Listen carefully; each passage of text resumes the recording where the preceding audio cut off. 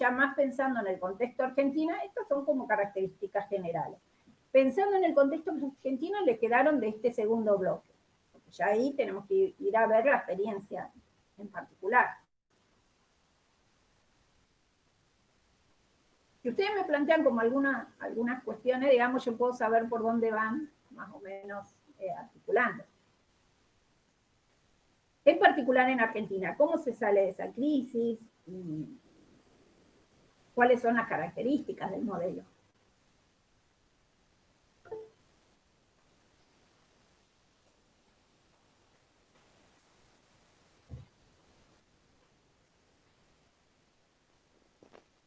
Profe, ¿puede ser que ahí se articula con la Iglesia para salir de la crisis, las Fuerzas Armadas con la Iglesia? A ver, se da una articulación de las Fuerzas Armadas con la Iglesia, pero no es necesariamente así, digamos, tan directa la relación para salir de la crisis, ¿no? Está bueno que lo digan porque ahí uno como que va viendo, o sea, no es que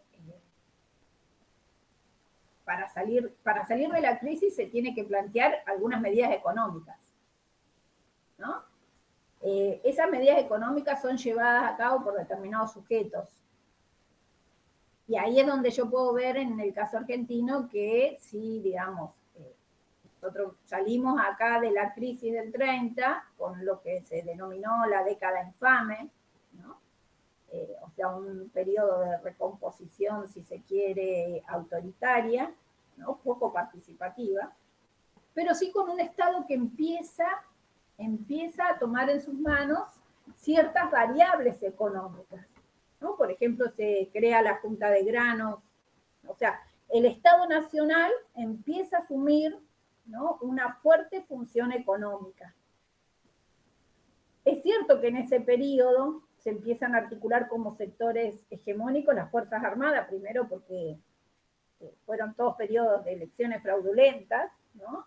Y cuando no, gobiernos de facto, en una sucesión de gobiernos de facto, ¿no? Por eso la década infame, pero ya sí se empiezan, digamos, el Estado, a pesar de esas características, ¿no?, empieza a tomar las riendas económicas de alguna manera, ¿no? Empieza a intervenir directamente en economía,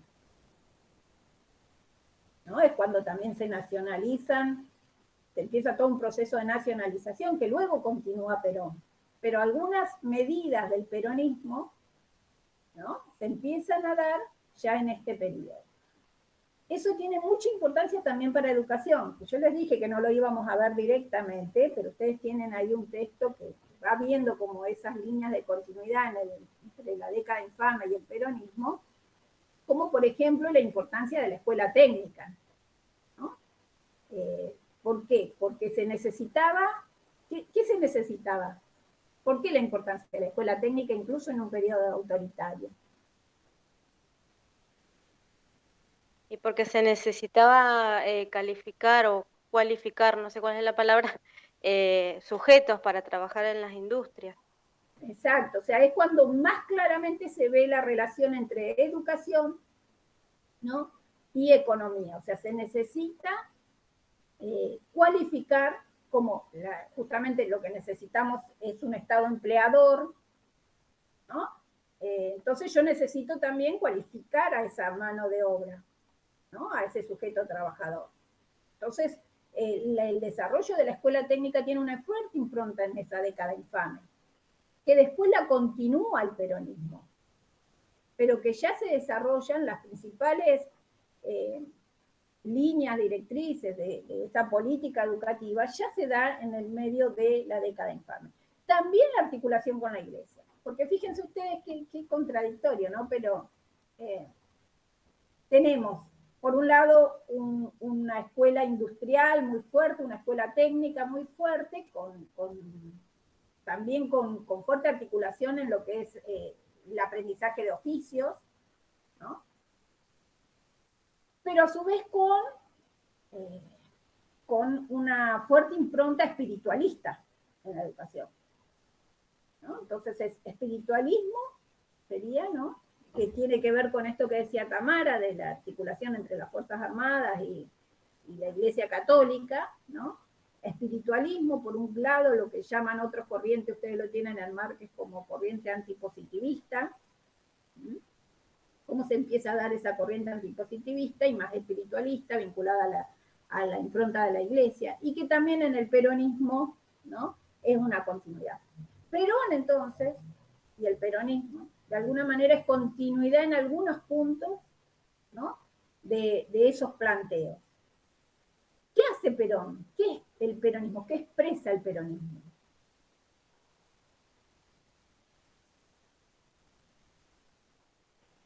Porque sería en nuestro caso el punto más álgido, digamos, sería el punto más alto de, si se quiere, de representación, ¿no?, de esas masas populares, de la clase trabajadora. ¿Cómo caracterizarían ustedes ese periodo peronista?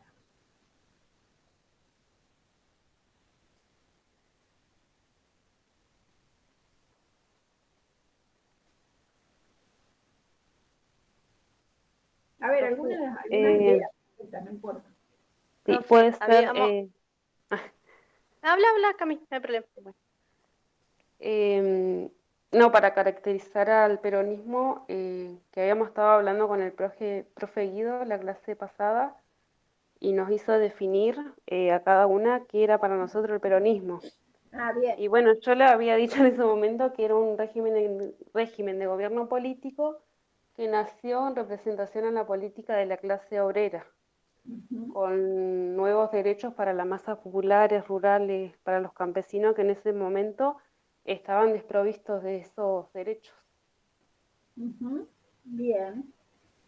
Claro, hablamos y varias de nosotras y nosotros le dimos como una definición, dice él, ustedes me están dando la definición, digamos, que porta el peronismo.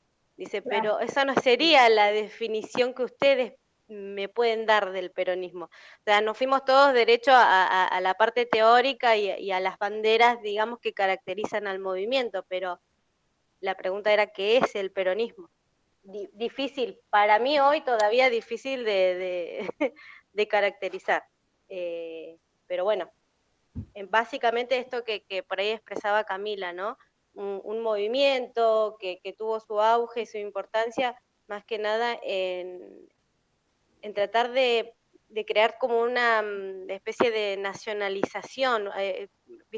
Hubo mucha modificación de ideología, hubo particularmente se trató de modificar alguna de las ideologías y de caracterizar sujetos nacionales que porten esas banderas de alguna manera. Algo así es lo que entiendo, ¿no? No sé si voy bien o voy más o menos. No, van bien, digamos, no se está tratando, sino tratando de comprender, a ver, la experiencia del peronismo. ¿Qué otras ideas, a ver, les surge con el peronismo? No sabía que Guido les había por ahí preguntado por ahí, pero... Sí.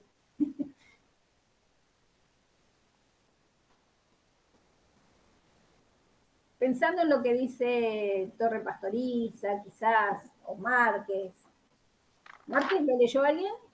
Está en obligatoria, no es obligatoria. ¿No? Márquez quizás con pedacitos muy cortitos caracteriza cada periodo, ¿no? Pero es como más de larga duración, va analizando los distintos periodos y diciendo, no sé, media carilla de cada uno, por decirlo. Torre Pastoriza es el que habla de la democratización del bienestar y ahí implementó, digamos, medidas específicas como el salario, las viviendas, la salud, el turismo. Bien. Como hubo una implementación de nuevas medidas. O sea, el desarrollo de una política pública, ¿no?, que promovió de alguna manera beneficios también para la clase trabajadora, ¿no? Como lo que estaba planteando Camila. Sí, bien, el tiempo libre, el tema de las vacaciones. Las vacaciones, el tema de las jubilaciones, ¿no? Fundaciones. Bien, ¿qué más? No, yo iba a decir que por ahí todo esto lo hicieron, lo propusieron mediante una industria nacional. Bien, bien, vamos a la base material, bien, Melissa. O sea, no podría haber habido, digamos, este desarrollo de determinadas políticas públicas, ¿no? Si no se pensaba en la salida económica, ¿no? Y la salida económica, y ahí es donde está el quiebre de bloque histórico, ¿no? Tiene que ver con ir imponiendo un modelo de industrialización por sustitución de importaciones, ¿no? O sea, la clave de todo este periodo hasta la crisis de 1970, este periodo entre crisis, ¿no? Que nosotros vamos a ir como viendo algunas particularidades políticas, sociales, pero el modelo económico, ¿no? El régimen de acumulación está centrado en la industrialización por sustitución de importaciones, ¿no? Eso tiene que quedar claro. En relación al modelo anterior, ¿cuál era? ¿Qué régimen de acumulación venía acompañando o entra en crisis?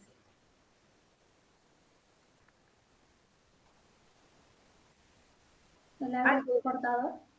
Bien, el modelo agroexportador, ¿sí?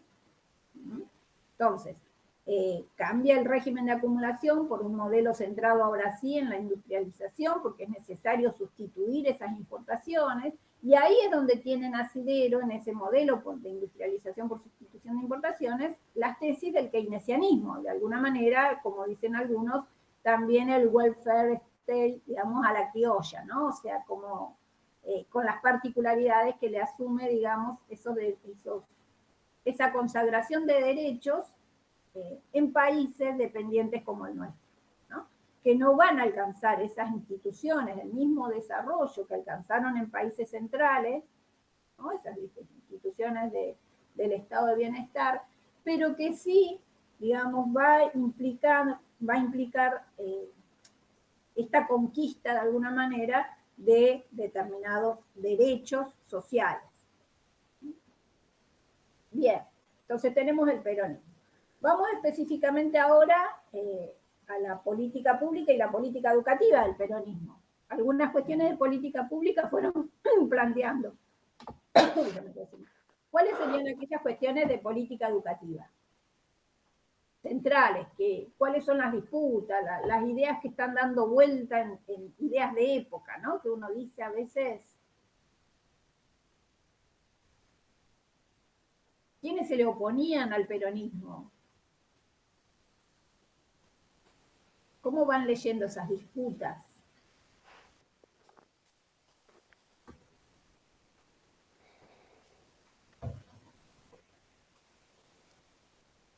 De los que le fue quedando, a ver, como ideas de lo que fueron leyendo, así en general. Si yo pienso política educativa del peronismo, hay alguien me dice así, ¿qué surge como primera cuestión?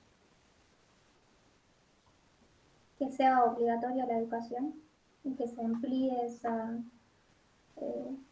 la cantidad de personas que accedan a la educación. Bien, expansión sería, hay una tendencia muy clara, ¿no? De la expansión del sistema educativo, ¿no? Lo primero que... Y gratuito también. Bien, ¿no? Amplía la gratuidad, se expande el sistema educativo, ¿no? Permitiendo, digamos, consagrar el derecho a la educación, no solo en cuanto al acceso, sino en la permanencia y en el egreso y en la recurrencia, ¿no? Entonces eso quiere decir que el derecho a la educación queda consagrado en los distintos tramos del derecho. Bien, ¿qué más? La preparación de los docentes y un mejor salario para ellos. Bien, el tema del aumento salarial, ¿no? También para los docentes, la preparación, la preocupación por la preparación del docente. Claro, porque como había una nueva ideología, el peronismo propone una nueva ideología, se necesitaba que los docentes que van a estar a cargo de esta nueva población, como que lleven esa ideología también al pueblo. Pues era importante para hablar. Hay una tesis, una idea muy importante que plantea Somoza Rodríguez, ¿no? Retomando incluso lo que ustedes vieron de Bourdieu en la primera unidad, ¿no? Que es cómo el peronismo se propone una subversión herética, una subversión cognitiva, trastocar de alguna manera, ¿no? Todos los sentidos asignados, ¿no? a la educación, ¿no? Esta subversión herética, dar vuelta de alguna manera a todo un sistema de significaciones, ¿no? Que existía, digamos, para las clases populares, ¿no? Entonces, esa operación, de alguna manera, que plantea Somoza Rodríguez, que sucedió con el peronismo, ¿no? Y que él lo articula con un concepto clave, o sea, cómo construye hegemonía el peronismo, ¿no? Sí, de hecho, no sé cuál es el texto que habla de que Perón también se propuso ser como ese primer pedagogo. Ese texto, el de Somoza Rodríguez. Ah. Bien, cómo justamente la doctrina peronista, ¿no? Intenta esto, ser un manifiesto pedagógico, ¿no? De nacionalización, porque otra de las ideas claves del peronismo, ¿no? Primero, tiene que ver con cómo juega el peronismo, Perón, que ya vamos a ver qué pasa con lo que hoy tenemos que trabajar, que es desarrollismo, cómo juega Perón en relación a la disputa interimperialista entre los dos bloques, ¿no? Norteamericano y la Unión Soviética, ¿no? Lo que fue definido como tercera posición, ¿no? Y defendiendo el tema de los intereses nacionales, ¿no? Esta cuestión de independencia económica, ¿no? Soberanía nacional, independencia económica, soberanía nacional, justicia social, como los tres pilares, ¿no? Que articula el peronismo en esta propuesta pedagógica, formativa, de subversión cognitiva y herética. En donde, por eso a veces el antiperonismo es tan encarnizado a veces, ¿no? Porque es otorgarle determinados derechos, ¿no? A los sujetos más oprimidos del sistema. Es potenciar de alguna manera, por lo menos ese primer peronismo, a esos sujetos, digamos, ¿no? que tiene que ver con la clase trabajadora, ¿no? Con la clase oprimida. Entonces, bueno, es importante porque vos lo estás poniendo como digamos, siendo Estado, ¿no? Como parte de un panorama muy importante, ¿no? Y de una relación de fuerza distinta, dando la disputa sobre todo con la oligarquía, con los sectores de terratenientes, ¿no? Con los grandes latifundistas, ¿no? En donde por eso le vas, de alguna manera en esta cuestión, digamos, le vas, recuerdan las preguntas de Oslak, digamos, para pensar los tres espacios, material, funcional y de dominación. Entonces le vas, para pensar el espacio material, a quién, de dónde provienen los recursos y hacia dónde son destinados, cómo son distribuidos, ¿no? Le vas sacando al gran capital, ¿no? Lo que implica, digamos, también cuestiones vinculadas a la reforma agraria, por ejemplo, ¿no?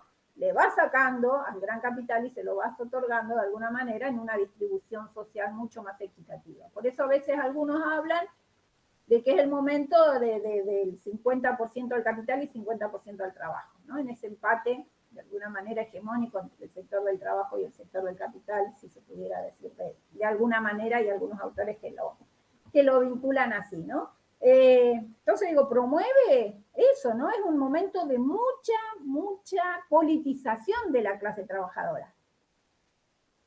Veníamos de un desarrollo muy fuerte de los sectores, primero los anarquistas, después el Partido Comunista en el sindicalismo, y acá empieza a surgir ese, como dijo no sé quién recién, el movimiento, ese movimiento peronista, ¿no? Muy vinculado a los sindicatos, ¿no? Se va afianzando en los sindicatos porque es donde la representación política, de alguna manera, de la clase trabajadora se hace muy fuerte, Y esa politización se hace muy fuerte porque van surgiendo los delegados de esa clase trabajadora en las empresas, ¿no? Y en las fábricas.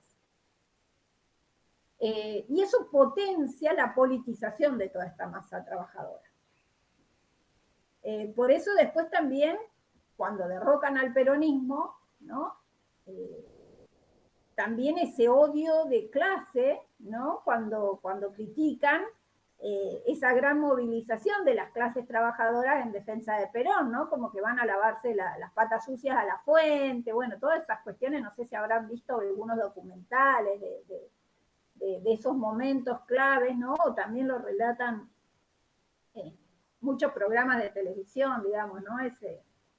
Esa cuestión, ¿no? Y esa relación entre la oligarquía, la mal llamada oligarquía, y la clase trabajadora, ¿no? Y el odio a la clase trabajadora, ¿no? Pero entonces se van consagrando en esa disputa, ¿no? Derechos, y la clase de la oligarquía va perdiendo algunos derechos.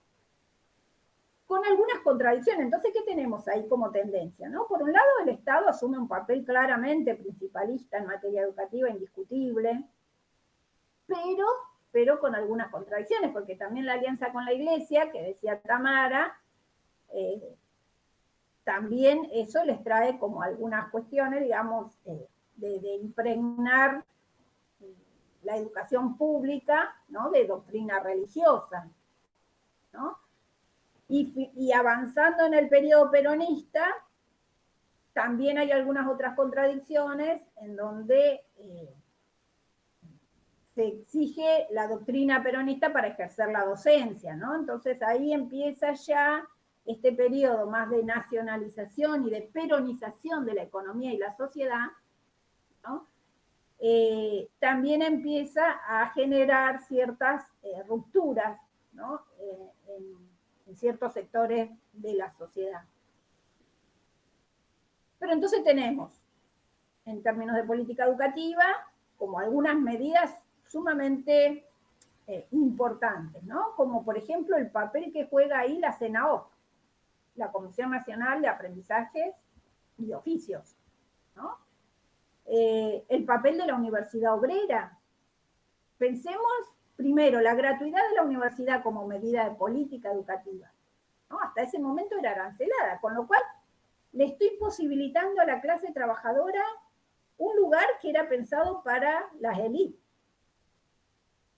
No quiere decir que se masificó, todavía no se ha logrado la masificación, digamos, pero sí la posibilidad histórica del acceso a la universidad. Después tenemos la Universidad Obrera, bien, tiene, digamos, algunas críticas por el sentido de producir segmentación educativa, ¿no? O sea, como un segmento exclusivo para la clase trabajadora. Pero igual, digamos, es un avance histórico, ¿no? A pensar que la universidad es solo para las élites. ¿Por qué la Universidad Obrera? Porque necesitaban una universidad también dirigida, ¿no? Al tema fundamental de la economía, a potenciar, ¿no? Al ingeniero de fábrica. Yo necesito, entonces esa universidad estaba básicamente vinculada, por un lado, posibilidades para que efectivamente los obreros puedan acceder a esa, entonces tenía una organización institucional diferenciada, ¿no? En horarios nocturnos, etcétera, etcétera. Empiezan a surgir también cuestiones de esa institucionalización, se traspasan, ¿no? O sea, más allá de que la Universidad Obrera tiene su especificidad, cuestiones de esa institucionalización se traspasan después como derechos a pelear en las universidades tradicionales. Por ejemplo, el tema de los horarios nocturnos, para que la clase trabajadora pueda acceder, aunque sea, a universidades tradicionales. ¿Se entiende lo que estoy diciendo? Entonces digo, fue un quiebre muy importante en el sentido, digamos, de pertenencia, ¿no? A una determinada sociedad, al sentido de inclusión en una determinada lógica y trama de relaciones sociales, que fue logrado por el peronismo, con esas contradicciones que veíamos. Porque también decíamos nosotros que en la Constitución del 49, ¿no?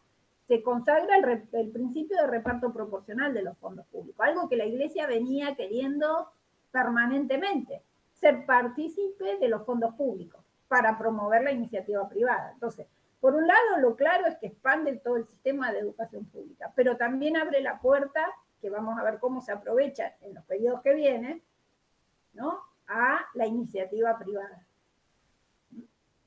En esta cuestión de la tensión con la Iglesia Católica, que siempre lo vamos a seguir rastreando a lo largo de los periodos históricos, ¿no? Entonces se empieza a entender acá un poco la lógica y cómo el keynesianismo, el estado de bienestar como categorías más macroestructurales nos permiten pensar en el caso de política pública y de política social y de política educativa que expresa el peronismo, ¿no? ¿Sí? ¿Hasta ahí vamos? ¿Seguro? ¿Alguna pregunta? ¿No? Bueno. Porque ahora tenemos que hablar de la caída del peronismo, ¿no? El peronismo, en realidad, digamos, también está afectado por una profunda crisis ya a mediados del 50, ¿no? Una crisis económica, se empieza a ver una crisis inflacionaria nuevamente, empiezan a haber también algunas medidas de retracción a la economía, ¿no? Pero efectivamente en el 55 se da la caída del peronismo, ¿no? Debido al golpe de Estado, ¿no?, del 55. Y ahí empiezan a surgir, también como, no estamos hablando acá de un cambio de bloque histórico, ¿no?, sino hay un cambio de régimen político. Hay algunas cuestiones que se empiezan a debatir y a proponer con sentidos diferenciados, ¿no? Entonces vamos a ver que seguimos con un modelo que sigue basado en la industrialización sustitutiva de importaciones, ¿no?, centralmente, pero con algunos cambios importantes. Y deviene lo que nosotros denominamos como régimen, ¿no?, el tema del desarrollismo, ¿no?, que ustedes tienen ahí en la PEDCO, ¿no?, que por ahí una filmina como para que lo sigan. A mí me es medio difícil a veces, me enseñaron el otro día, pero bueno, tendría que practicar cómo poder ver la filmina y verlas a ustedes. Pero me es más fácil si lo sigo a ustedes y ustedes si quieren seguir la filmina por ahí.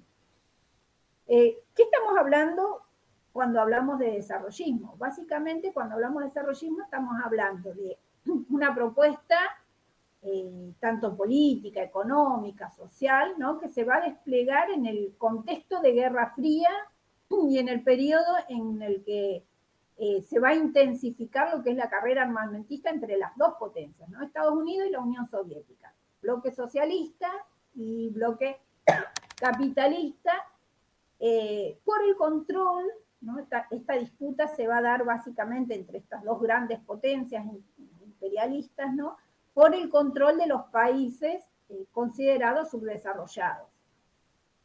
En esta disputa, ¿no?, hegemoniza de alguna manera la salida a esa disputa, todo un periodo de hegemonía de Estados Unidos para controlar la política en América Latina, ¿no?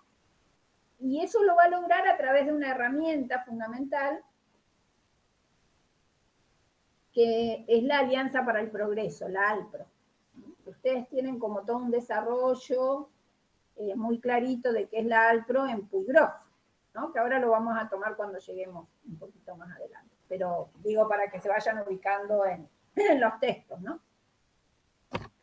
Lo que tenemos que pensar es que las propuestas del desarrollismo, ¿no?, son solo entendibles en el marco de esta guerra fría entre estas dos superpotencias, en donde teníamos, por un lado, como un modelo a seguir, que era el modelo cubano, ¿no?, que se elegía como un problema para toda la región, ¿no? Si se propagara, digamos, ese modelo cubano.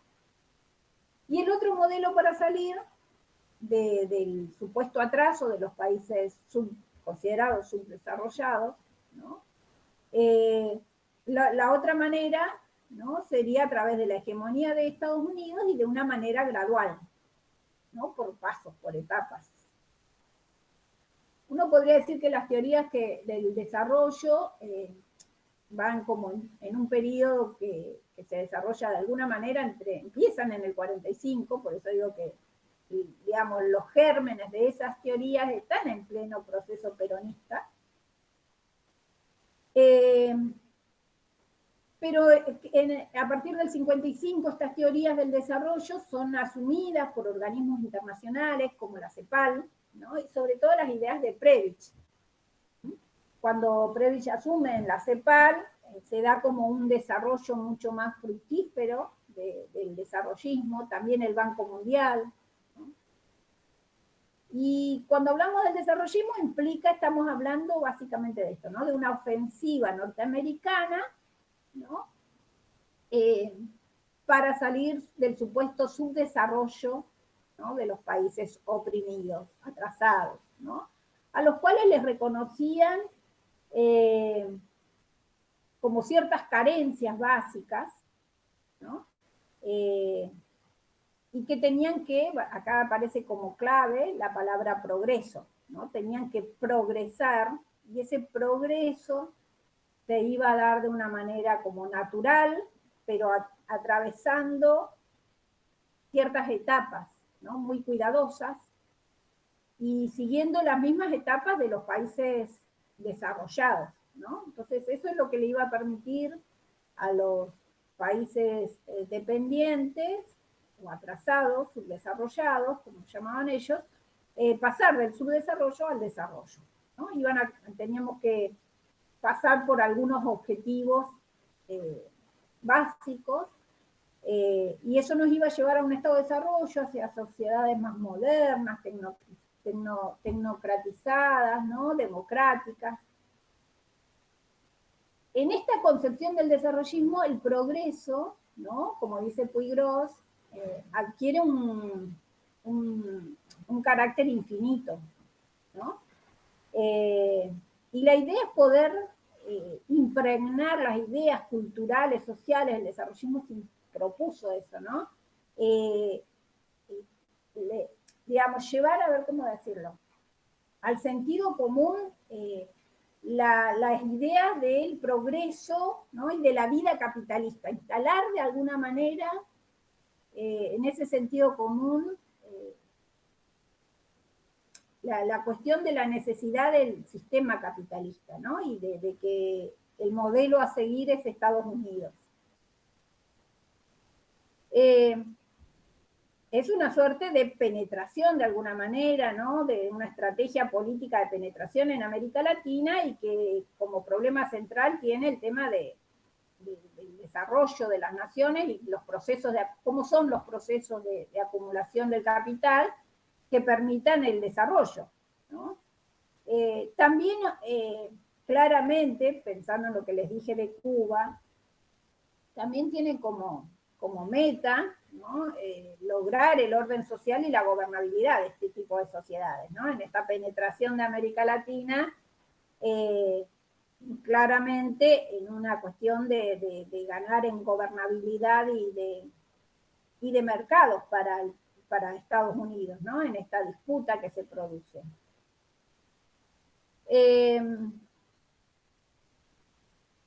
También está el desarrollismo muy asociado a algunas disciplinas, ¿no? Fundamentales, como la economía de la educación y la sociología de la educación. Vamos a ver que la economía de la educación lo vamos a ver más finalizando en lo que hoy voy a trabajar, pero básicamente a través de lo que es la teoría del capital humano, que es la que orienta, ¿no? O sea, la economía de la educación, pero vinculado a la teoría del capital humano. ¿Qué pasa en Argentina en concreto? Yo le decía que una vez derrocado el peronismo, ¿no? Por ese gran arco opositor, te plantea de alguna manera, bueno, qué hacer, ¿no? Que ahí hay un texto muy famoso en eso, retomando la tesis de Lenin, ¿no? Del qué hacer. Y para ello, digamos, se recurre a un plan diseñado por Previch, que yo ya le dije que es un hombre que provenía de la CEPAL, pero también era hijo de alguna manera de la década infame, ¿no? Y en él se contenía un diagnóstico y se plantea la necesidad imperiosa de desperonizar la economía, ¿no? Entonces ahí hay una clave ya para entender el desarrollismo, desperonizar la economía. Ese nuevo bloque en el poder lo que va a tratar es de reactivar, reorientar el funcionamiento de una economía en crisis, ¿no? Entonces, un poco los debates que se abrían ahí era si volver a la Argentina agraria, preperonista, ¿no? O si, cómo orientar con la participación del Estado, porque eso sigue siendo como una tesis válida, cómo reorientar de alguna manera esa iniciativa privada en relación al desarrollo económico. Y lo otro que está como gran debate es el papel que tiene que cumplir acá el aporte extranjero, ¿no? El papel del capital extranjero, ¿no? En la economía nacional. Entonces, ¿cómo se da en concreto esta reactivación en Argentina a través de Frondizi? O sea, cuando hablamos de gobiernos desarrollistas en democracias restringidas, ¿no? Hablamos de Frondizi. Cuando hablamos de desarrollismo en periodos de restauración conservadora, hablamos de lo que se llama el onganiato, onganía, digamos, la sucesión de gobiernos de dictadura del Estado burocrático autoritario, como lo denomina O'Donnell, ¿no? ¿Se ubican hasta acá? ¿Vamos más o menos en los periodos que estamos hablando? O sea, estamos hablando de dos etapas del desarrollismo, con sus particularidades, ¿no? Una en épocas de democracia restringida, que sería Frondizi, ¿no? Que Frondizi asume con el acuerdo del peronismo, pero rápidamente traiciona al movimiento peronista, y desarrolla las ideas básicamente que tenía Previch. Y también hablamos de desarrollismo entonces con el periodo de Onganía, ¿no? Son como los dos periodos claves que nosotros vamos a trabajar medidas de política educativa y de las características de la política pública en el desarrollismo, ¿no? O sea, cuando hablamos de la dictadura de Onganía, vamos a ver que ahí también se anuda el tema de la seguridad continental y la modernización vía autoritaria, ¿no? Entonces, ahí vamos a ver como algunas cuestiones diferenciadas. Pero ¿cuáles serían como las tesis centrales del desarrollismo, no? En primer término, digamos, vemos que hay un elemento como aglutinante que tiene que ver con la industrialización, ¿no? Ya sea como base de una economía nacional, menos vulnerable a todas las vicisitudes del mercado internacional, o como eje de una sociedad más moderna, ¿no? Entonces ahí hay como todo un eje que nosotros podemos decir que tiene que ver con el desarrollismo, y en donde el Estado tiene una impronta importante, ¿no? Por el otro lado está como, ¿qué decimos cuando hablamos de un Estado desarrollista? ¿No? Y cuando hablamos de un Estado desarrollista estamos hablando básicamente de un Estado tecnocrático, en donde al Estado se lo va a asemejar a una empresa, muy parecido a lo que también planteaba en alguna parte el macrismo con el tema de formar, digamos, de un Estado en donde quienes gobiernen de alguna manera o representen eso sean los gerentes de empresa, ¿no? Por eso hablamos de ceocracia con el gobierno de Macri, ¿no? Los CEOs, del gobierno de los CEOs. Bueno, acá también es estamos hablando de un estado, de un modelo tecnocrático que se preocupa de alguna manera por el tema de la eficiencia y la eficacia de ese Estado, ¿no? Por formar toda sectores, digamos, de la burocracia encargados de organizar ese Estado con eficiencia y con eficacia, ¿no? Entonces, y ahí hay un instrumento de política pública que es central, que es la planificación, ¿no? El Estado desarrollista es básicamente un Estado planificador. Una estrategia que ya lo vimos con el peronismo, que tiene que ver con los planes quinquenales. El Estado peronista también es un Estado planificador. Entonces también ahí ven que hay algunos hilos, de alguna manera, del desarrollismo que ya están presentes en el peronismo, ¿no?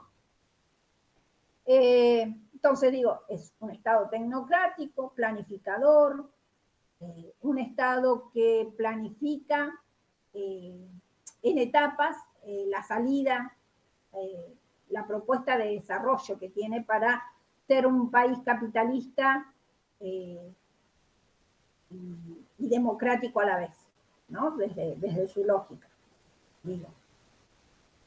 Y lo que tiene que hacer básicamente es garantizar la mayor productividad y la mayor racionalidad en ese hacer eficiente, ¿no? O sea, cómo hacer un uso racional de los recursos, por un lado, pero garantizar a su vez la mayor productividad en acciones sociales, ¿no? Y para eso, básicamente, la estrategia que va a adoptar tiene que ver con una rápida expansión, ¿no?, de la acumulación del capital, recurriendo a un mix de fuentes, ¿no?, tanto por parte del Estado como por parte de capitales extranjeros. Ese es un gran quiebre con el peronismo, ¿no? Digo, para ir viendo como líneas de continuidades y de innovaciones, digamos, ¿no? Vamos a ver toda una política de industrialización, mientras que en el peronismo la política de industrialización era más de tipo horizontal y basada en bienes de consumo masivo, básicamente alimenticia, textil, en el peronismo. En el desarrollismo nosotros vamos a ver toda una política de industrialización más de tipo vertical, ¿no? En donde una de las claves del desarrollismo es planificar justamente las áreas prioritarias de desarrollo prioritario, ¿no? Y eso tenía que ver con la energía, con la siderurgia, ¿no? Uno podría decir también que se organizaba también una lógica, digamos, de un Estado vinculado a políticas extractivas, ¿no? O al extractivismo como forma también de organizar, digamos, o de esas áreas prioritarias, ¿no? Estaba pensando también en una lógica extractivista. La otra cuestión fundamental es que tenía una fuerte participación del Estado en la conducción del programa de desarrollo mediante la planificación para cómo canalizar la iniciativa privada hacia esas áreas prioritarias, ¿no? Ahí aparece toda una lógica del progreso como una concepción mesiánica que nos iba a sacar, digamos, ¿no?, de la pobreza y del atraso, y una concepción, digamos, evolucionista del progreso, ¿no? Y empieza a verse, y acá entramos al ALPRO, que yo les dije que lo íbamos a ver, empieza a plantearse la ayuda externa como una ayuda necesaria, ¿no?, y justificada por los bienes, por el bien de la nación sería, ¿no?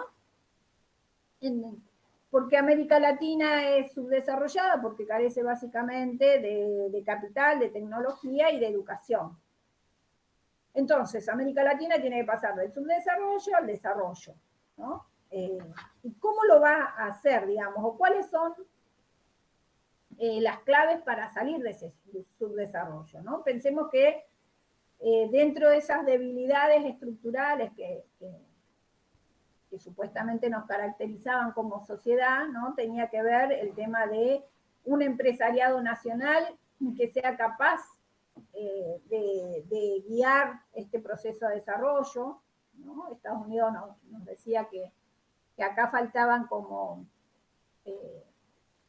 empresarios con mentalidad de necesidad de hacer eficiente el proceso económico, ¿no?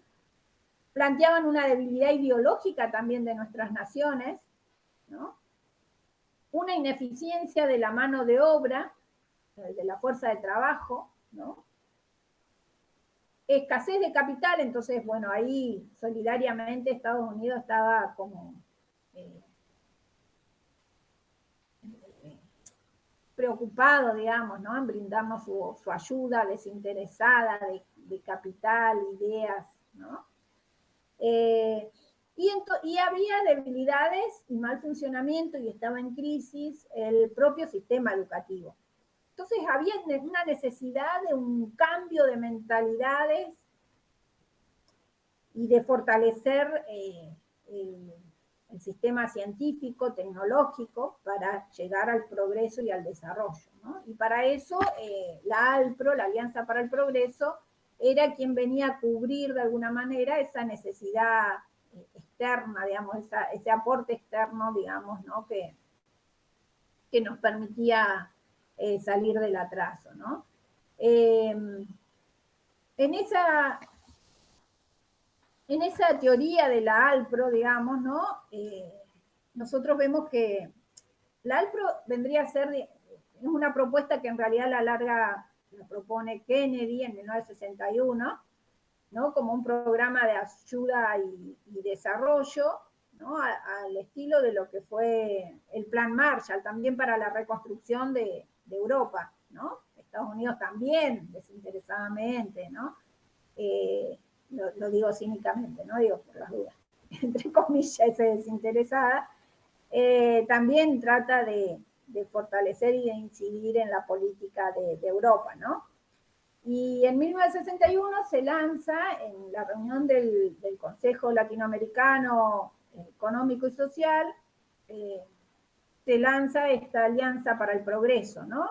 Que lo que se propone básicamente es modificar las mentalidades. Por eso yo digo que el desarrollismo tiene mucho, digamos, para penetrar como capilarmente en el sentido común de las mayorías, ¿no? Se propone un cambio de mentalidades en América Latina con iniciativas educativas y de desarrollo. Obviamente que esto tiene como finalidad última, digamos, prevenir la expansión del comunismo, ¿no? Cubano-soviético en América Latina, y lo que se propone es invertir en programas para el desarrollo económico y social, ¿no? Acá tienen una importancia vital ciertos líderes que son formados, ¿no? En Estados Unidos para propagandizar las propias ideas, digamos, para salir del desarrollo, ¿no? Esto se ve materializado en programas, por ejemplo, de desarrollo local. Se insertaban mucho estos líderes en las propias comunidades, ¿no? de pobreza, en las villas, a través de proyectos de extensión, por ejemplo, muy importante, ¿no? Era como que se iban infiltrando, ¿no? Para la ayuda comunitaria, ¿no? Como por ejemplo el desarrollo de cloacas, que los vecinos hagan el desarrollo de cloacas, y entonces iban formando en ese tipo de propuestas, y el gobierno de Estados Unidos daba plata, financiaba, por decirlo así, eso, ¿no? O sea, es toda una promoción del desarrollo capitalista hegemonizado por Estados Unidos, ¿no? En donde se intenta integrar a América Latina a la economía mundial, ¿no? Otra de las metas que tenía que ver de la ALPRO tiene que ver con la formación, digamos, de recursos humanos, otra cuestión vinculada que la vamos a ver ahora cuando veamos la teoría del capital humano, ¿no? Pero había otra preocupación por formar esos recursos humanos necesarios para el desarrollo, ¿no? Y la otra cuestión está vinculada, como no podría decir más, a lo político institucional, que tiene que ver con una premisa del ALPRO, de la Alianza para el Progreso, que tiene que ver con el gobernar bien, ¿no?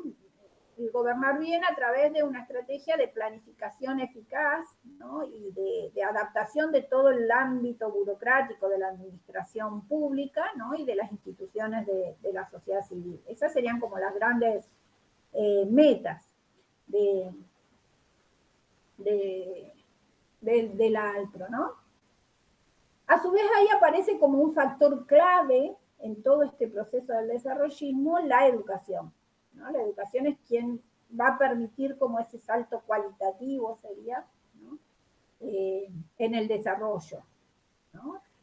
¿Por qué? Porque la educación va a ser quien favorezca la movilidad social, ¿no? Es quien va a ayudar a elevar el nivel de aspiraciones, es quien va a ser como el gran motivador de la productividad y la necesidad de desarrollarse, ¿no? Y lo otro importante es que de alguna manera lo que implica poner en marcha la teoría del capital humano, ¿no? ¿Qué es la teoría del capital humano? Cuando hablamos de la teoría del capital humano, nosotros la asociamos al surgimiento de la economía, de la educación como disciplina científica, ¿no? Y esto nace básicamente a partir de la década de 1960, ¿no? Ya que es una disciplina, no podría decir reciente, dentro de la perspectiva de las disciplinas científicas, ¿no? Y acá también va a aparecer como un quiebre, como les decía antes yo, de la teoría liberal de Adam Smith, ¿no? Porque en los clásicos, como Adam Smith, la educación no aparecía, ¿no? Como un objeto particular de reflexión, ¿no? El problema para la economía clásica se centraba en cómo aumentar la riqueza. Y para eso, acá voy como un poquito algunas cuestiones para entenderlo, ¿no? Previo, ¿no? Digo, para eso, en la economía clásica, ¿no? De Adam Smith, se partía de una fórmula tradicional, ¿no? Que está basada como en 3 factores de producción: tierra, capital y trabajo. La tierra, más ligada a la clase terrateniente, más ociosa; el capital, más ligado a la clase social emergente, ¿no? O sea, las burguesías; y el trabajo, ligado a la clase trabajadora, ¿no? Sería que lo que tiene para vender la clase trabajadora, que es su fuerza de trabajo. Estos factores de producción en la economía clásica están ligados también a formas de distribución de la riqueza. La tierra, a través de la renta, ¿me siguen? Sí. El capital, a través del beneficio, y el trabajo, a través del salario. Estoy tratando de llegar a que se entienda de alguna manera el tema de la teoría del capital humano, porque ahora vamos a ver cómo llega a esto, ¿no? Para mí, el trabajo es el que es el creador de alguna manera de la riqueza, ¿no? Y quien contribuye a la riqueza de la nación.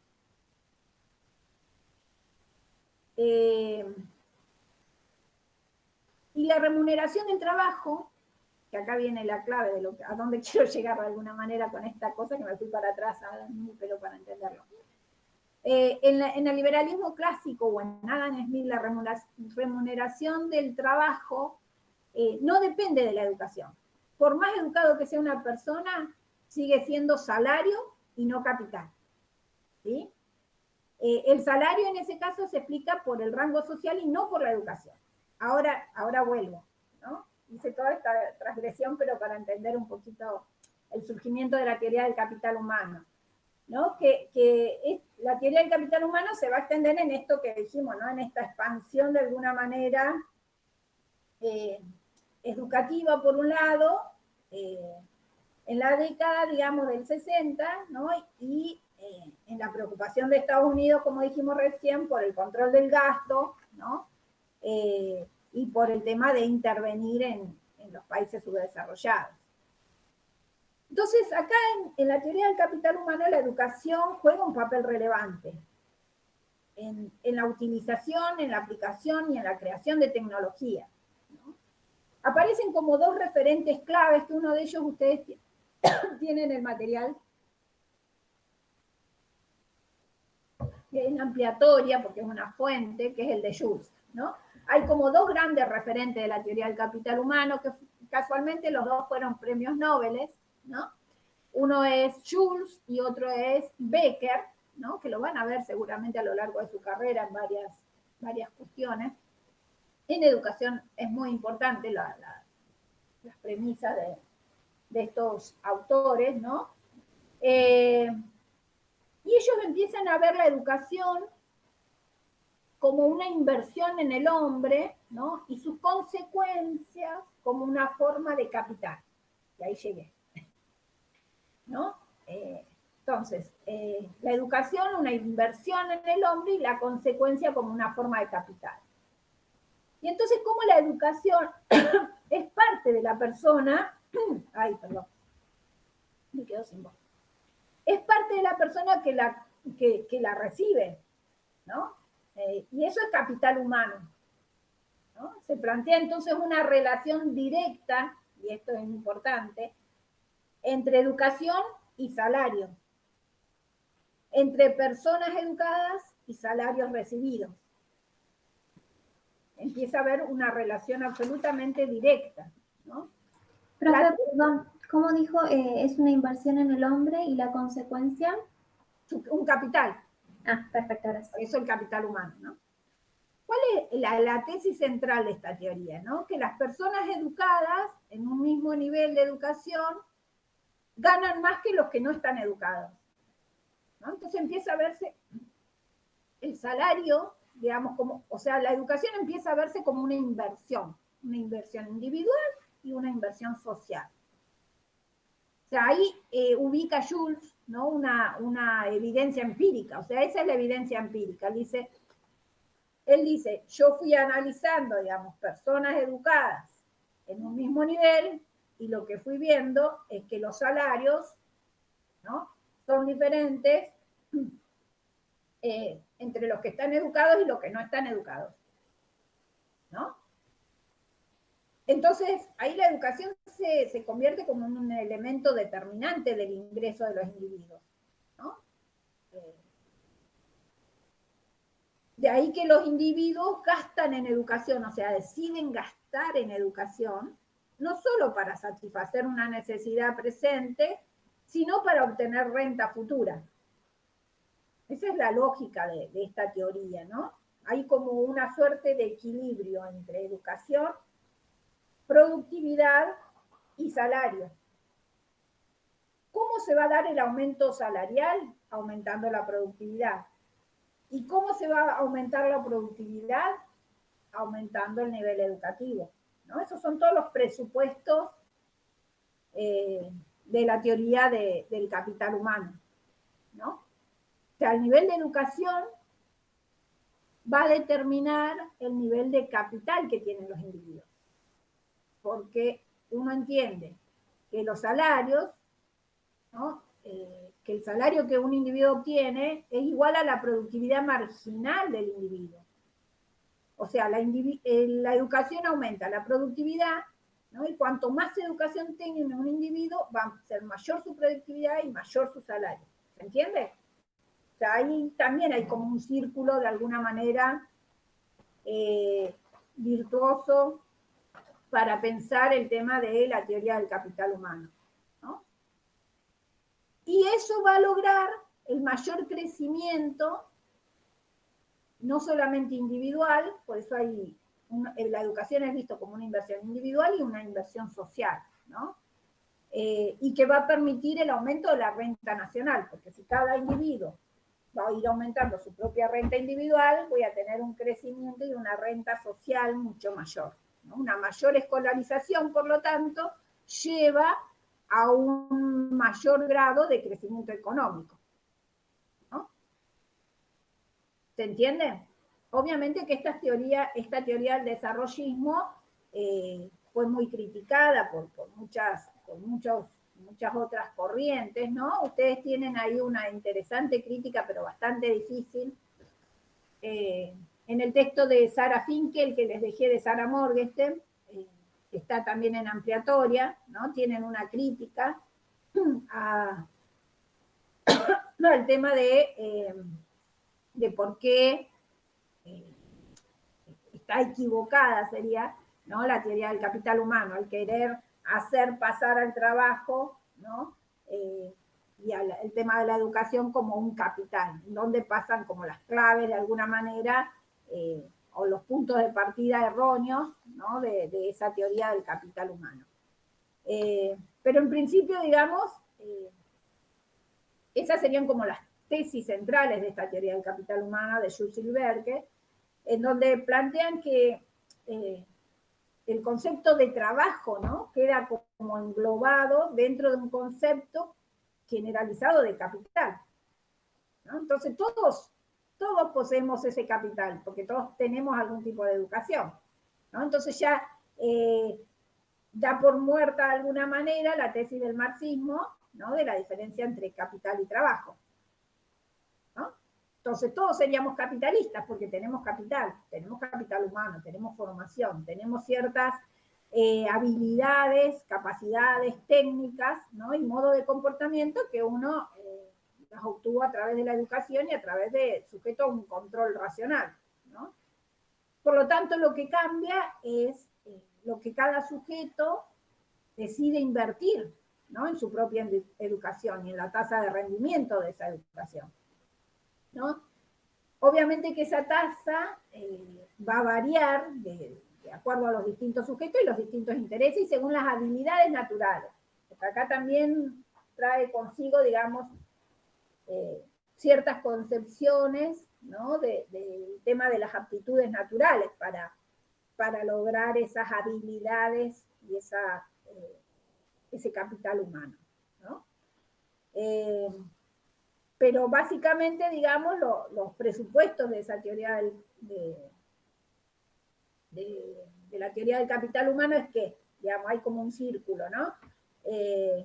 Que el crecimiento económico de una sociedad, digamos, depende de la capacidad productiva de los miembros. ¿Y cómo se logra esa capacidad productiva de sus miembros? Con mayores años de escolarización. Quienes invierten más en educación, ¿no?, van a obtener mayores salarios, ¿no?, o sea, porque la cuantía de los ingresos va a reflejar la capacidad productiva de los individuos, ¿no?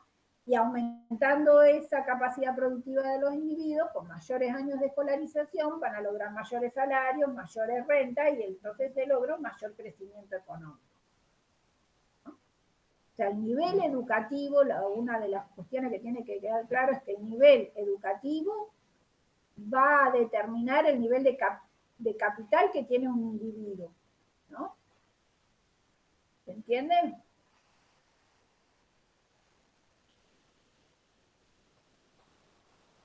Entonces, después las críticas van a ir en el sentido de cómo en realidad se trató con esta teoría del capital humano, va a decir Sara Morgenstern, ¿no?, constituir una nueva ideología de la educación, en el sentido de ideología de la concepción marxista, ¿no?, de falsa conciencia. Porque lo que trata es de ir confundiendo lo que es causa o consecuencia del crecimiento económico, ¿no?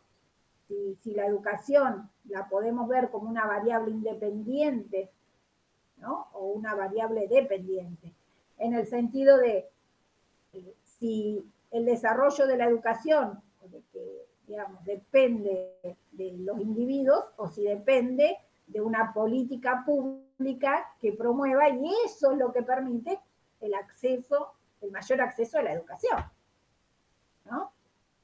Es como que la teoría del capital humano lo que logra, dicen las críticas, básicamente, es dar vuelta, ¿no?, el diagnóstico sería, ¿no?, de cómo la educación posibilita el crecimiento económico, ¿no?, y cómo lo logra desarrollar. Bien, eso por un lado, digamos, más vinculado a la cuestión de la teoría del capital humano. A ver, ustedes con las lecturas que hicieron de Zikiskin y de Puigros, ¿no? ¿Cómo lo pueden ir vinculando a estas cuestiones que estuvimos trabajando?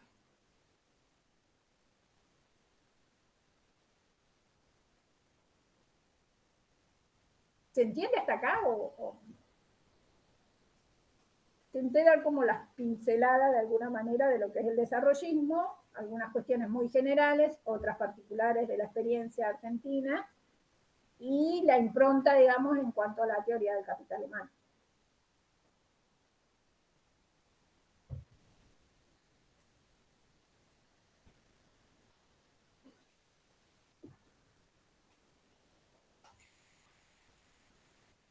¿Leyeron, pudieron leer Puigros y Zikiskin? Bien, ¿qué cuestiones les resultaron difíciles o qué entendieron?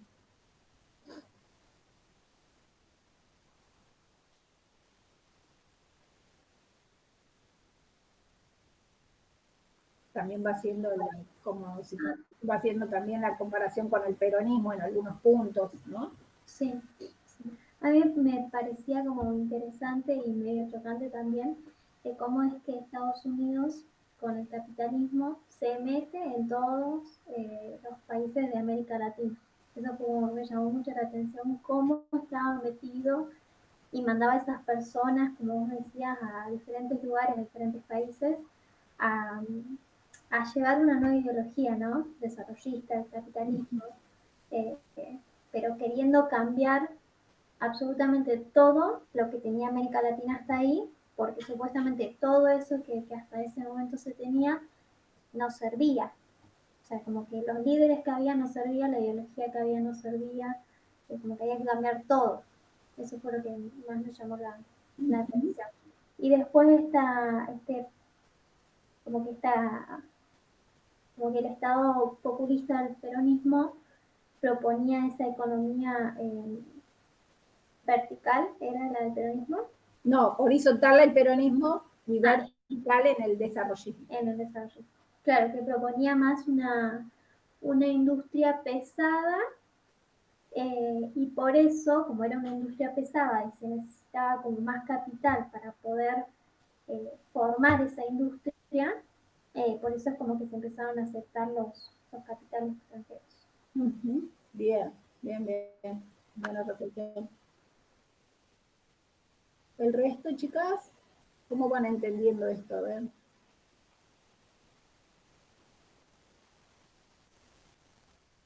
Profe, sí, un poco, si Kings es el apellido, no me sale bien. Se ríe Guido cuando yo lo pronuncio, porque. Si Kings. Kings. Sí, lo que dice Meli, denota mucho acá la diferencia entre lo que era el populismo nacional y lo que es el desarrollismo, hace como una caracterización entre uno y otro, las cosas así puntuales para poder diferenciarlo uno con otro. Puigros no lo alcancé a leer yo, así que ahí estoy en una nube, pero básicamente en este sí pude ver esas grandes diferencias que fue marcando. Puigros va a ser el eje más en esta cuestión que les decía yo del desarrollismo, primero ubicándolo, digamos, y después viendo esta cuestión del progreso, sobre todo, ¿no? La concepción de progreso que conlleva el desarrollismo, ¿no? Esta cuestión de la idea mesiánica, de evolucionista, ¿no? Bueno, va caracterizando un poco el desarrollismo desde esas bases, no tanto, digamos, metido en lo económico, sino como propuesta más política ideológica,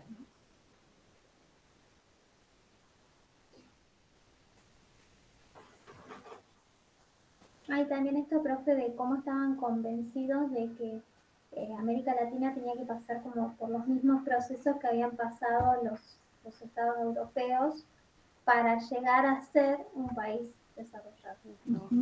Bien. O sea, hay como determinadas etapas y lo que nosotros tenemos que hacer como país es pasar esas etapas, como dice Melissa, ¿no? De la misma manera. Y también lo que hace Puigros, perdón, me quedé en lo de Flor también, es caracterizar mucho el tema de la ALPRO y sus objetivos, ¿no? Ahí vas a encontrar toda esta cuestión de la Alianza para el Progreso.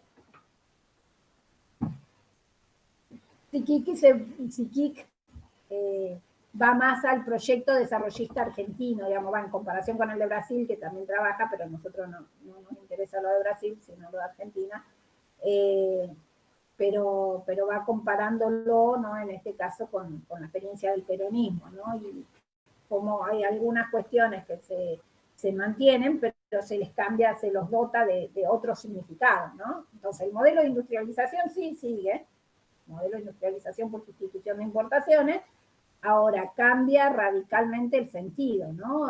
Nacional y popular de las inversiones a un sentido mucho más vinculado a las lógicas extranjeras, ¿no? Y esta penetración de Estados Unidos en América Latina es clarísimo, ¿no? Y las ideas de la CEPAL es cuando empiezan también a funcionar y a priorizar en educación toda esta lógica tecnocrática, ¿no? Se traspasa de alguna manera al ámbito educativo, ¿no? Sí, acá también es válido lo que plantea el primer texto de Morgenstern en Transición Política y Práctica Educativa, ¿sí? La parte que yo le dije no lo lean tanto porque no era lo importante para esa unidad, ¿sí? La segunda parte, ella ahí justamente habla del caso español, pero como la impronta de esta educación tecnocrática, ¿no? Y las claves de la educación tecnocrática en particular. Digo porque es el momento en que empieza muchas cuestiones que después también aparecen en la reforma educativa de los 90, que es la que vamos a ver después, empieza toda una lógica de experticia, ¿no? De calificar a los expertos educativos y cómo los analistas simbólicos empiezan a surgir de esos think tanks, de esos tanques de pensamiento, ¿no? Elegidos como en el Banco Mundial, la CEPAL, los organismos internacionales, que nos van a permanentemente decir en el qué hacer, ¿no? Y empiezan a pergeñarse de alguna manera en esta etapa, ese papel de los expertos en educación, ¿no? Como algo aislado de la masa docente o de la masa crítica, ¿no? Y que van a direccionar los procesos en nuestros países, ¿no? Y los procesos de reforma. También después van a ver en un texto que lo van a ver en el Estado terrorista, el texto de Pinot, cómo empieza en este momento un proceso que él denomina de modernización diferenciadora, ¿no? O de diversificación,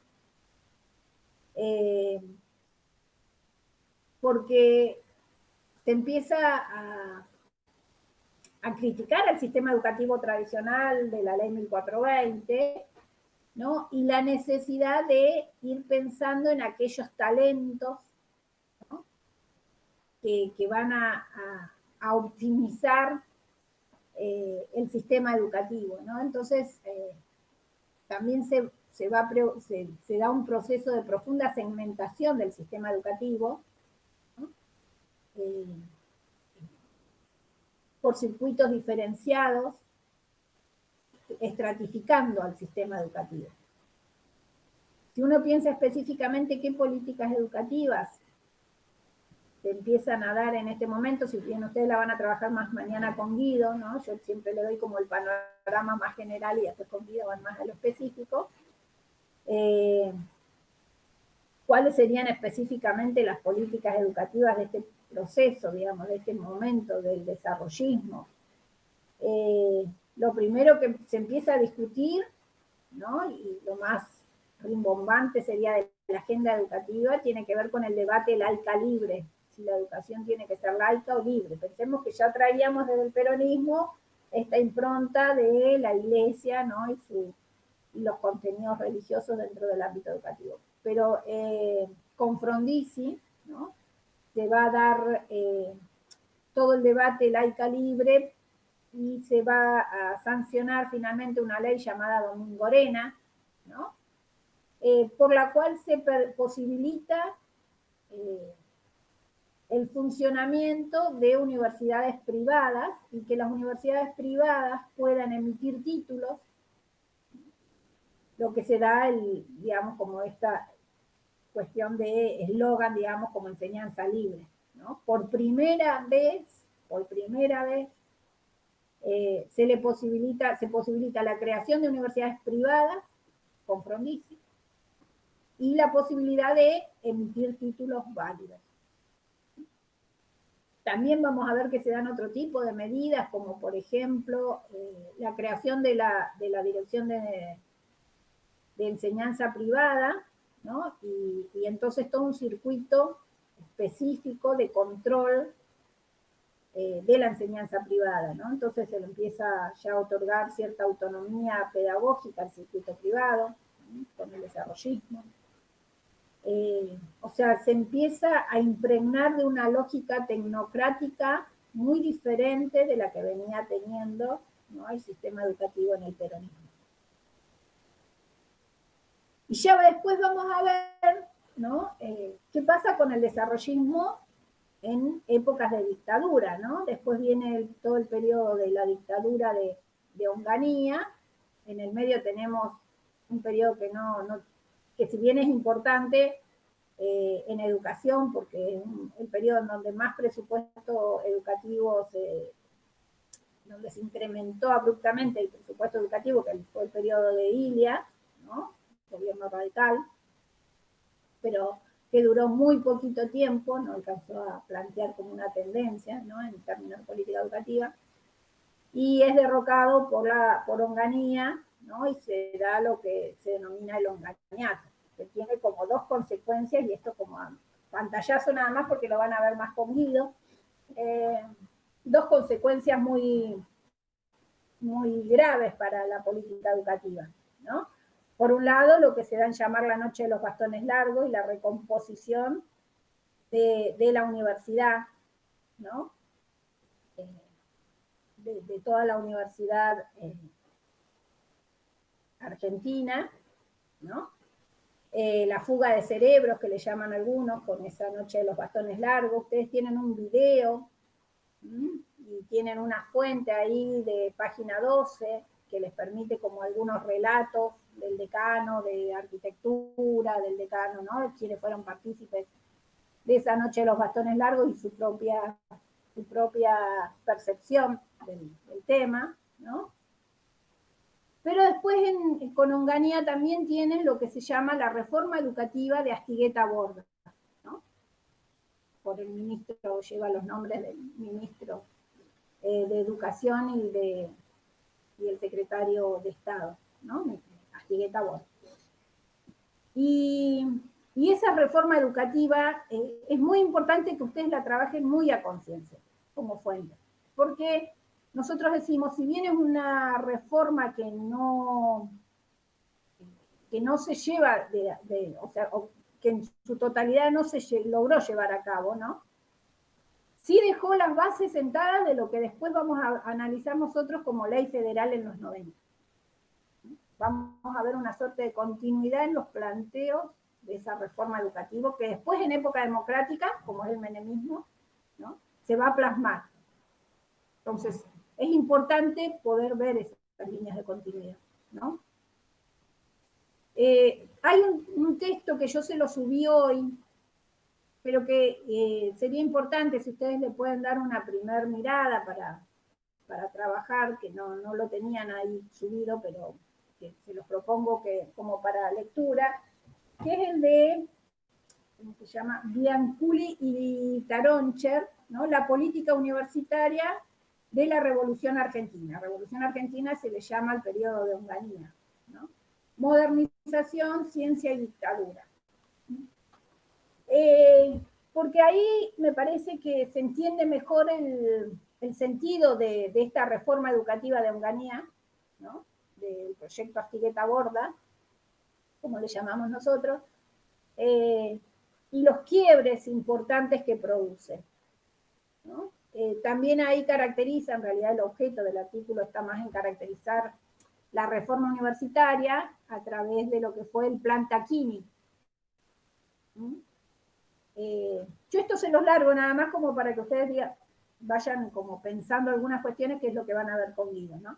El plan Tacchini tiene que ver fundamentalmente con la creación de universidades y una lógica de descentralización, ¿no? de universidades chicas. En ese plan Tacchini surge nuestra universidad, el 72, ¿no? La Universidad del Comahue. Entonces es importante también poder caracterizar los objetivos dentro del plan estratégico de la dictadura de Onganía, ¿no? Entonces digo, tienen ahí como algunas pistas para pensar en términos de política educativa. También tienen el texto de Colombo, ¿no? Que va a ir a los núcleos también de la política educativa, y tienen el texto de Paglianiti, en donde Paglianiti fundamentalmente se centra en una política que tiene que ver con la política, con el aspecto de distribución de atribución entre nación y provincias, y cómo se empieza a pergeñar la política de transferencia de escuelas nacionales a la provincia. Y ella ahí plantea una tesis central, ¿no? Que es que esa política de transferencia que se empieza a dar lentamente, ¿no? En un proceso que lleva muchos años, pero que empieza con el desarrollismo, ¿no? Con Frondizi, sigue con Onganía y tiene como un batacazo muy importante en el Estado terrorista y se termina de armar en el menemismo, ¿no? Entonces digo, hay una continuidad en todo esto, pero esa política de transferencia, dice Paglianiti, marca claramente el quiebre en el papel del Estado, de un Estado principalista en materia educativa, ¿no? A la subsidiariedad del Estado en materia educativa. Entonces, ver por qué ella afirma eso, ¿no? Cómo esa política de transferencia nos permite a nosotros visualizar ese cambio en el papel del Estado, ¿no? Y eso es importante poder tomar nota de alguna manera, ¿no? Por un lado, de cómo se va dando ese proceso, básicamente, esa transferencia de escuelas nacionales se da muy vinculada a proyectos autoritarios, ¿no? Entonces, generalmente es por decreto. La única que es por ley es la del menemismo, ¿no? Que vamos a analizar después qué implica el menemismo como recomposición en la relación Estado-sociedad. Pero se dan por decreto, o sea, ¿no? Y sin que las provincias lo estén reclamando. No es que las provincias, en virtud de la Constitución del 53, ¿se acuerdan que era atributo de las provincias el tema de la educación primaria? No es que la estén reclamando, ¿no? Entonces una transferencia, se les transfiere el paquete de escuelas, pero sin financiamiento, ¿no? Entonces se tienen que hacer cargo. Entonces, ¿cómo eso lleva a que también aumente la privatización de la educación?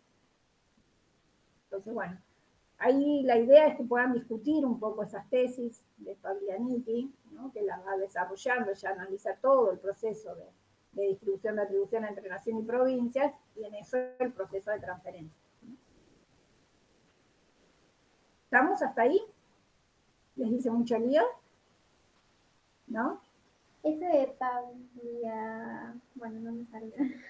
Ese es para mañana.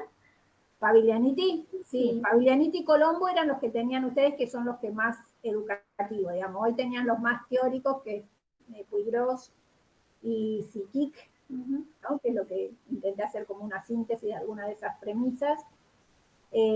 Mañana es más lo educativo, igual digo siempre, igual hace también toda una caracterización económica, política y social, así que retoma desde otras lógicas, por ahí está bueno porque como, digamos, nos vamos acompasando desde distintos lugares.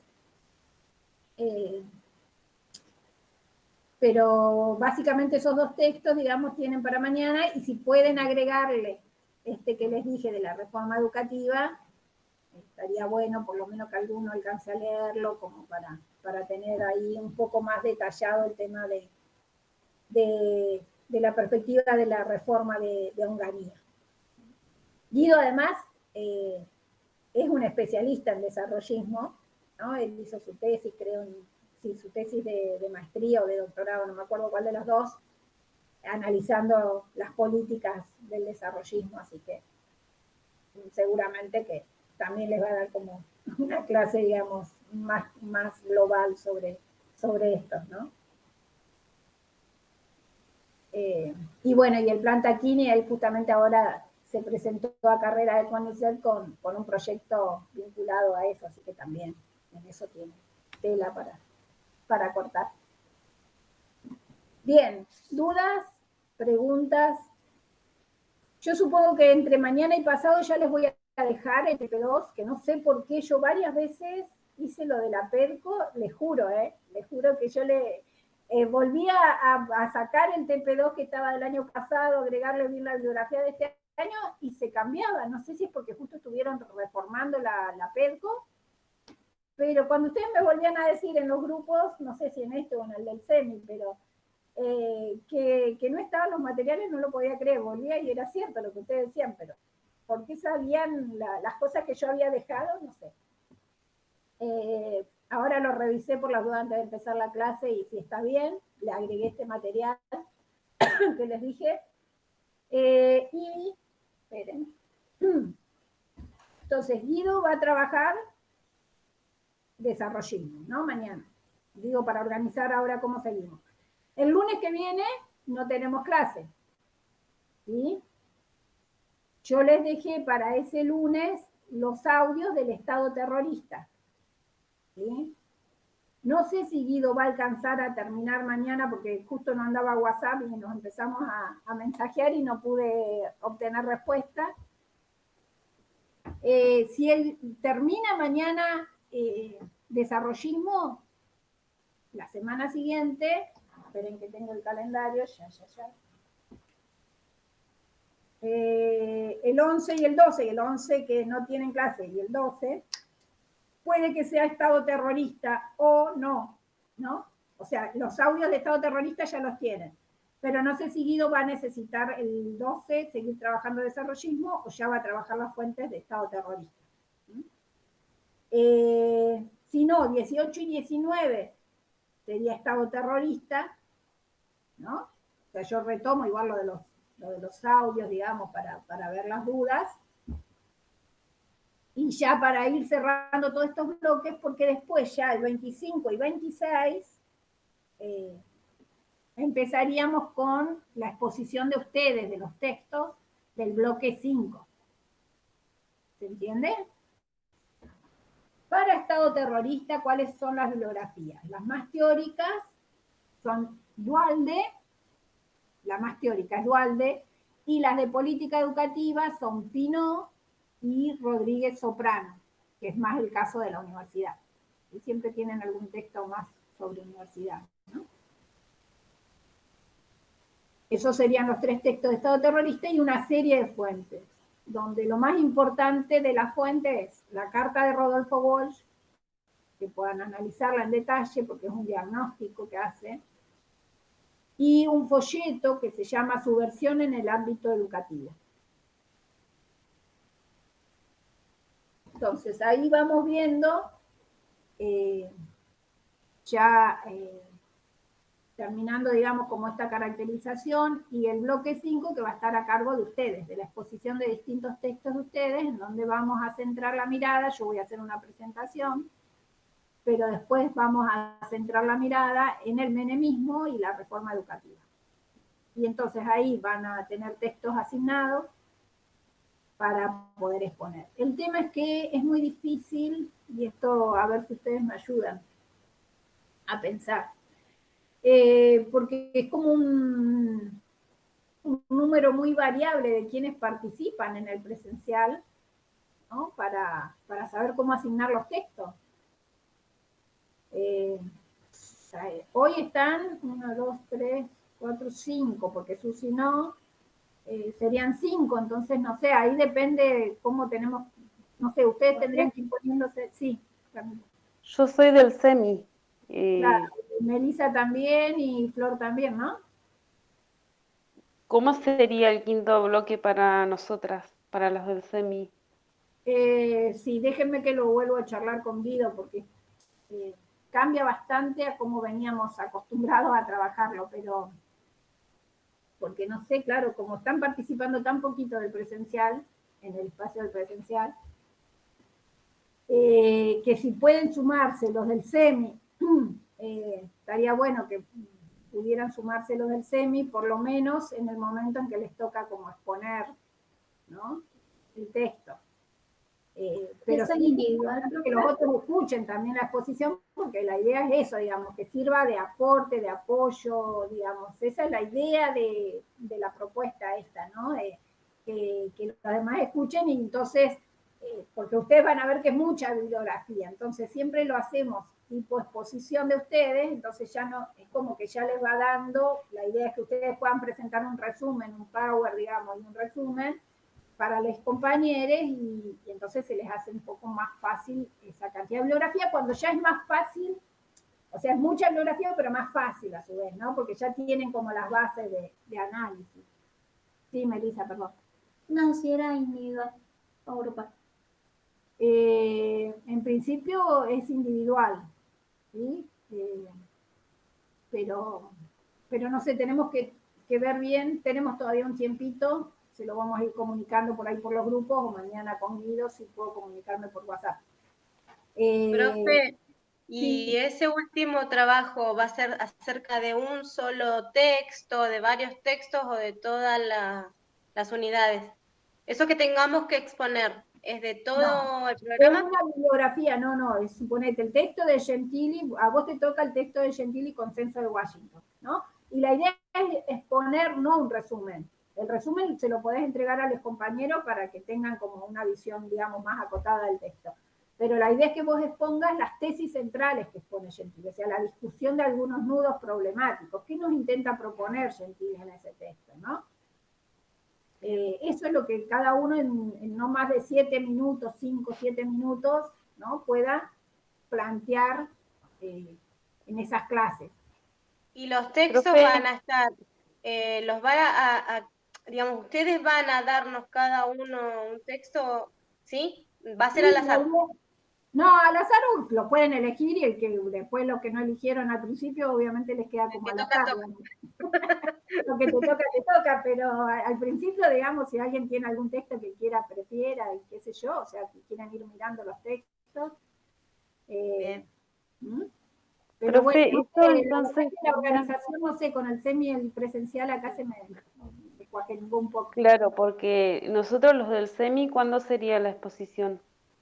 Y ahí estaba mirando yo que depende de lo que Guido, si Guido termina desarrollismo el 12 o el 5, no, el 5, sí, el 5 o si termina el 12, ¿no? Porque si Guido empieza Estado terrorista el 12,